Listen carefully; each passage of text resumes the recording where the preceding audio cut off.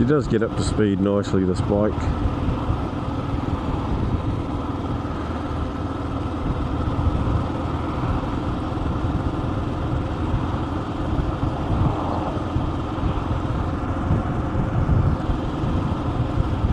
It's kind of weird having a 360 camera, because generally when I've got the action cameras on the front of the helmet, I'm hardcore looking at stuff so that the rides are a bit interesting for the video, but I don't have to do that because pretty much I'm going to reframe whatever I need,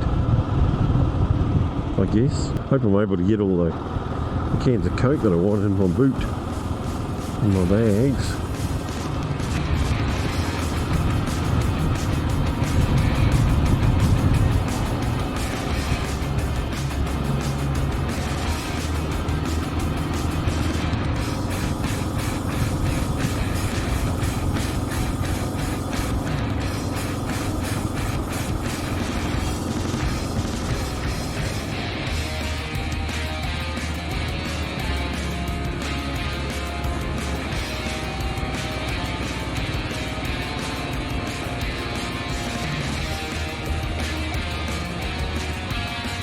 This is a really good part for me.